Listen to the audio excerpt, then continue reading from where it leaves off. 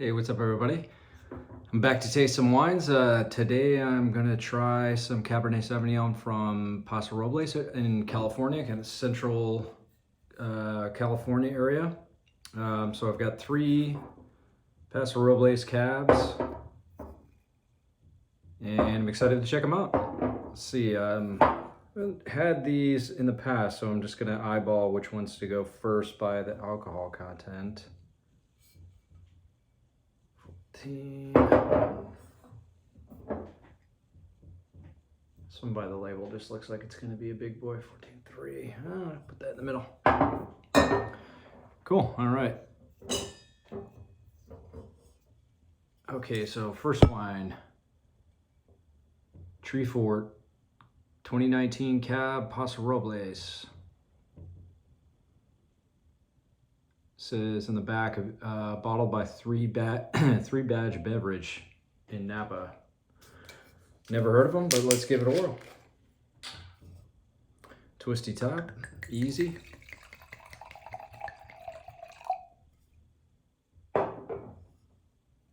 Nice color, although, excuse me, I wouldn't say it's pitch black.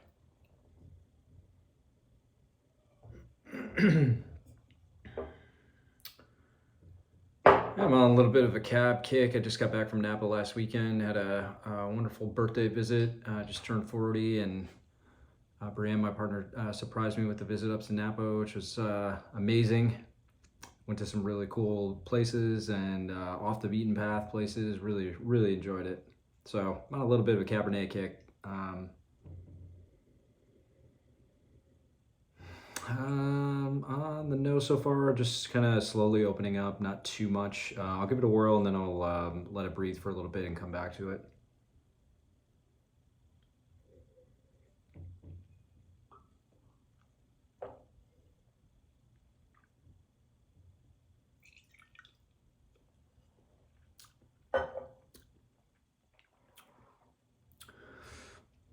Definitely a lighter style. I got some acidity. The first thing I'm noticing is that it's not heavily oaked. More skim milk than whipped cream, or not whipped cream, heavy cream or double cream flavor or texture. Which makes you think that they're using less new oak, maybe none at all.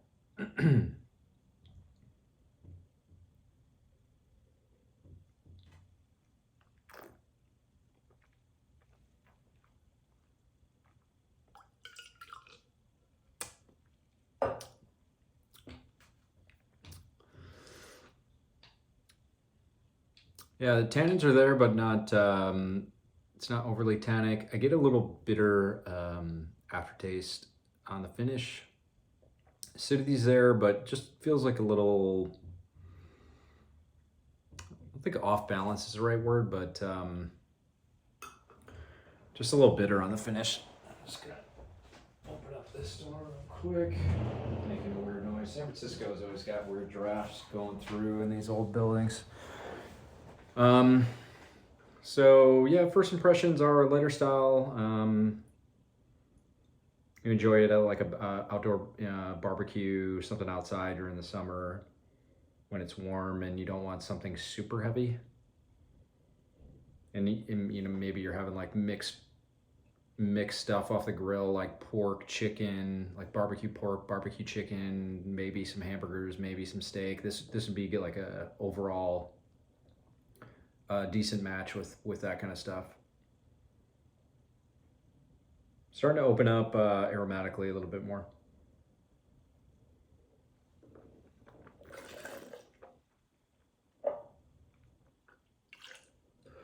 Interested to see if the that bitter finish kind of fades away a little bit as it opens up, but we'll leave it be for a second and keep moving. All right, next wine is Chronic Cellars 2020 Cab Sauv. Oh, surreal is something on the side there. I don't know if that means anything for this, but cool label. This clocks in at 14.3 alcohol from Paso. And yeah, let's give it a whirl. So I picked up all these wines from my local K&L shop. If you live in the Bay Area or you like buying wine online, definitely check out K&L. They're one of the best wine shops in the country, I think. Let's see if I can get this off. There we go.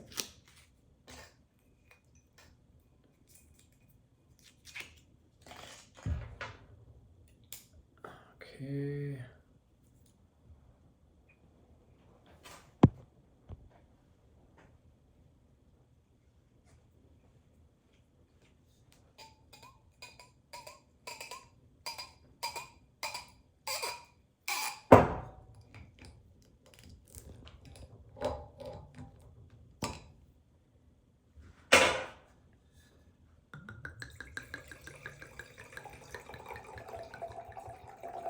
Already seems like it's a little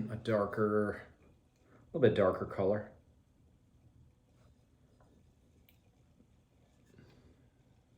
Chronic Cellars, let's do it.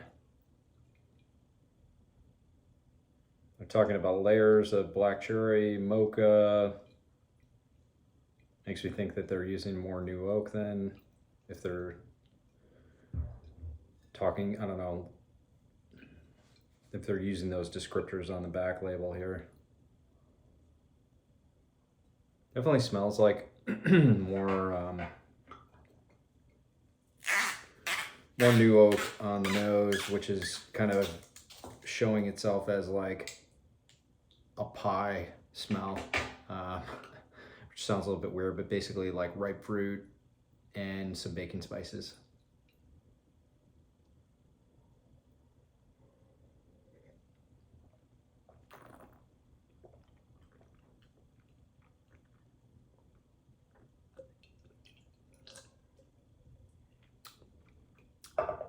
So this just has a delicious factor going on. Definitely some more new oak. Not knocking my socks off though in terms of like being overdone. Tannins are there and present. Not overly tannic. So it's pretty approachable right off the bat. Makes me think like this would be, you know, a great Tuesday night wine, something that you know, pop and pour with friends, or just something like a midweek wine that you'd want to have, or, you know, could definitely bring this to a barbecue as well. We're in that summertime style.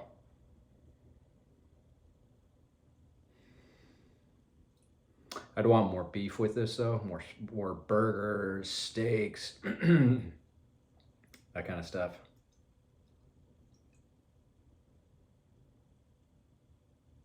Dark fruit on the nose, like a black cherry, like chocolate covered black cherry. Darker fruits, definitely.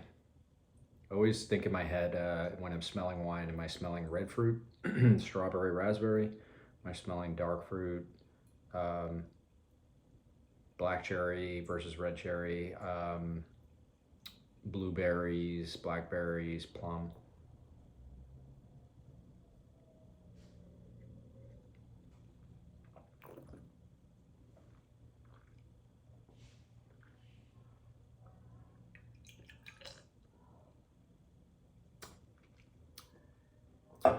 Definitely made in a delicious style. This is something that you can pretty much just pop and pour and enjoy right away. I'll let it hang out and see how it opens up now.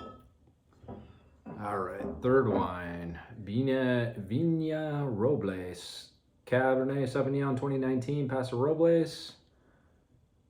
This clocks in at 14.5. I purchased a wine from these folks a couple of years ago from K&L, and they sent out either a newsletter or they had like a little shelf talker display about their Petit Syrah, and the Petit Syrah was excellent. I've driven by the winery in Paso, but I haven't visited there before. They're on the east side of 101, but I'm excited to check out another varietal from them and see how it is.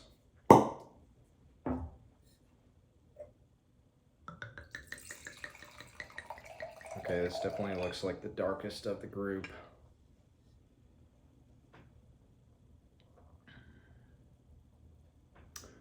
Wonder if they blend this with anything. It doesn't say on the back.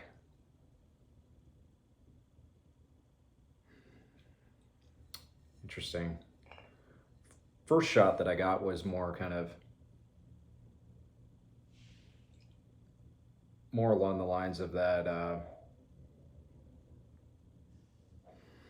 not an earthy smell, but I'll have to let it open up a little bit to see if I can pinpoint it. The fruit didn't hit me right away. It's more kind of I don't know, it's just not mocha, chocolatey, maybe like super dark chocolate. Let's see, that was just kind of first impression. Let's see how it opens up.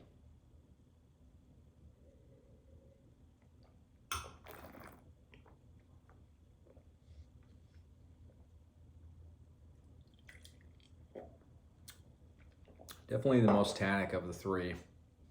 Just reading the back there, it says it's aged oak barrels for 20 months. Doesn't say whether they're new or what the percentage of new barrels are. I would imagine that there's a lot of new oak in this, which would be interesting because the price point, I mean, all these wines are under 20 bucks. So having new oak and keeping the price point under 20 bucks would be difficult, I think, because new oak barrels are so expensive. But I don't know. Maybe they pull it off. Doesn't say though. So trying to get see if I can get some more aromatics other than whatever that dark chocolate or mocha, or basically the aromatics from the oak are coming through primarily. Starting to get a little fruit flavors poking through there, but I think this wine needs some air and to open up. I mean, in 2019, almost 3 years old now, but yeah, this one definitely has ripe fruit and I would call a more aggressive new oak flavor.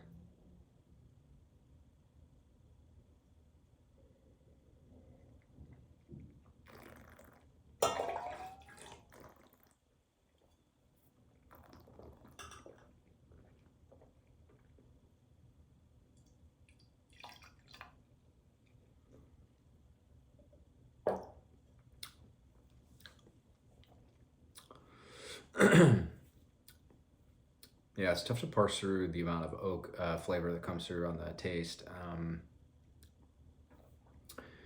The fruit's there. It's just, I think, being overpowered with the oak.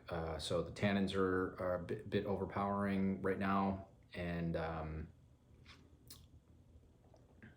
the overall flavor profile, a lot of like baking spices, and just tastes like a lot of new oak that is sort of taken over in the taste. Okay, well, I'll let it hang again for a couple minutes and see kind of how it evolves. Always want to have wines get some air and open up. The cool thing about drinking wine is that they're evolving, you know, as you drink them. All right, let's roll back into the Treefort Paso 2019.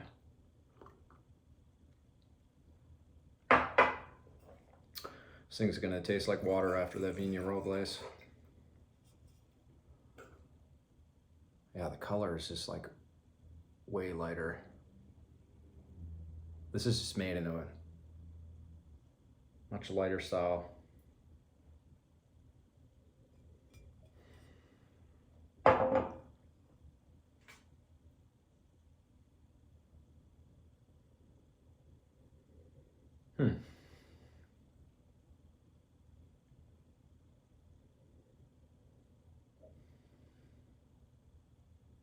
So the fruit aromatics on this are leaning more towards into the red category, which again just makes me think this is, you know, just a lighter style of Cabernet that they're making. Maybe it doesn't have as much skin contact when they're actually producing the wine after it's picked, and you know it's in the tanks and stuff like that. I don't know. I'm just trying to speculate here on how they get this kind of lighter style. Definitely not using a ton of new oak on this. You know, the lack of baking spices or kind of those oak characteristics are not coming through. So, man, it's almost like a. Oh man, I can't pinpoint the fruit flavor. Maybe I'll pick it up later here.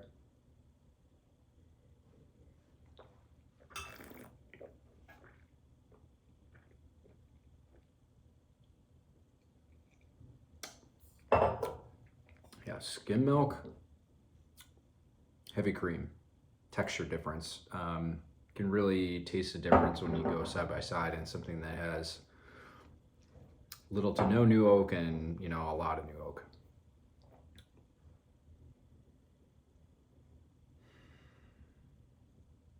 It's almost, you know, you hear like the masculine, feminine expressions of wine, meaning like powerful versus kind of more delicate and aromatic for feminine.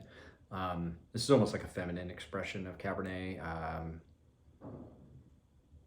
Much more so like maybe what you find in kind of like everyday Bordeaux cab blends, that kind of thing.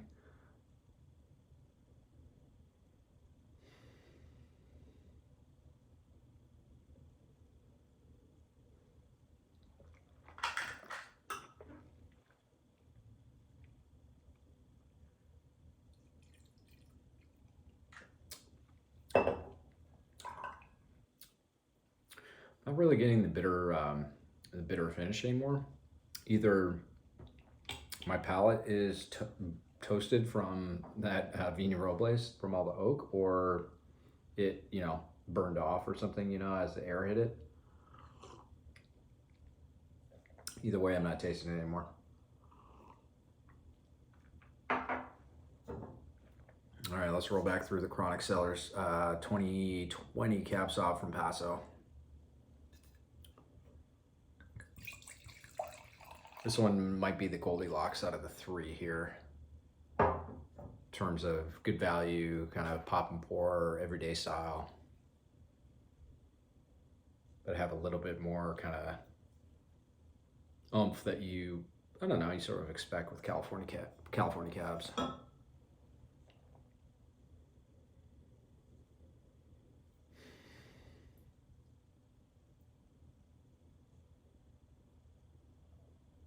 Yeah, dark fruit, and yeah, kind of just like some baking spices that you put into a pie. I don't know, maybe a little cinnamon or something like that, but that's kind of the aromatic that I'm getting.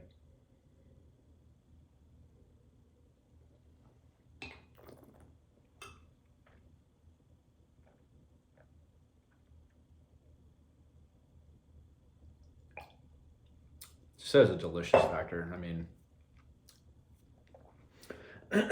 if you got a crowd who's showing up to a party, this would be great. It's under 20 bucks. I think it was like 15 maybe. And oh, maybe I have the receipt somewhere. I do.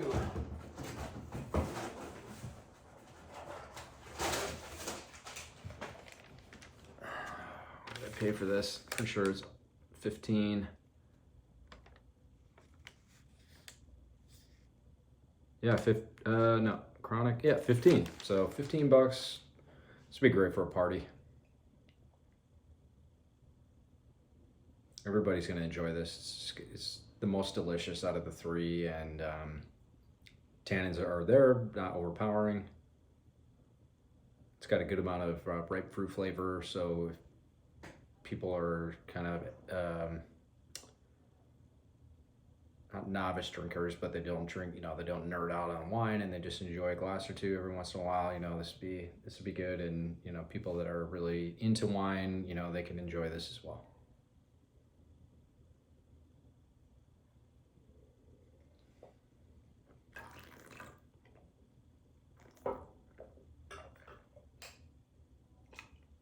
All right, let's get back to the Vina Robles 2019 Paso Cab 14.5, big boy.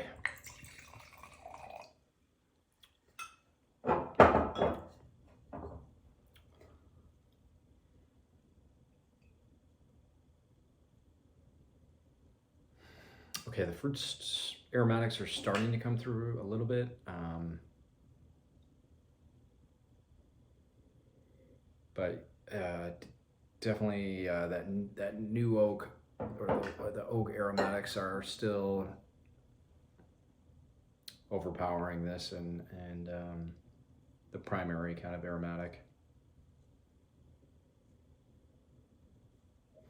It's like a super dark chocolate mocha smell. I sometimes get it on cabs. I don't know.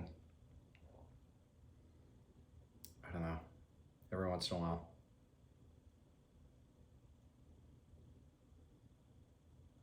Yeah, dark chocolatey mocha.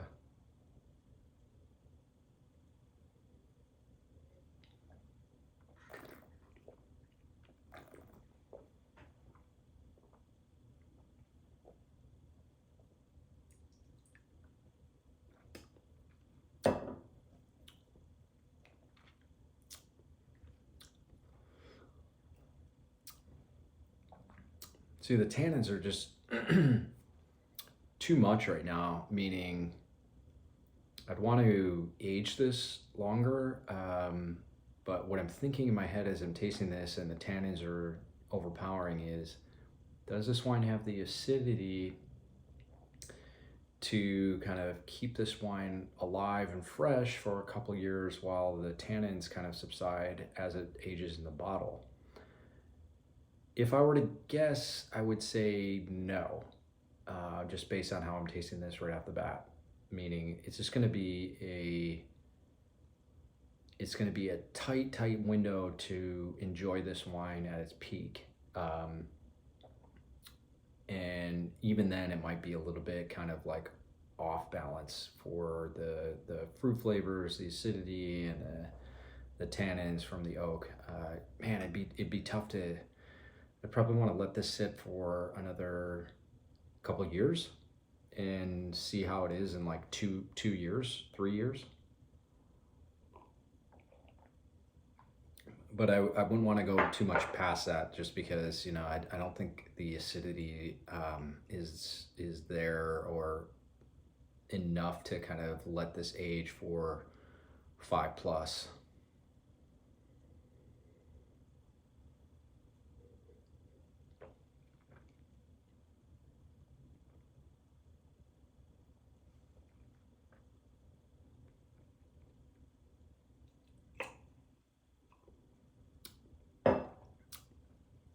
Trying to push the wine to the back of my tongue or in other areas of my tongue to see if I can pick up the acidity more.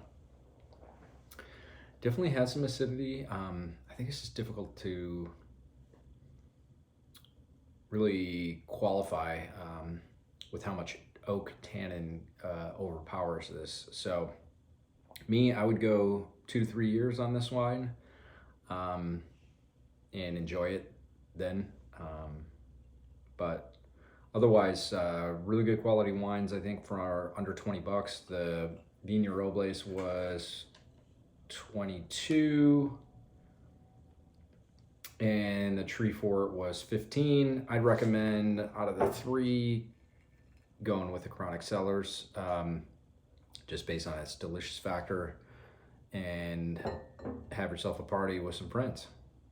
All right. Thanks, everybody. I'll catch you guys in the next one. Bye-bye.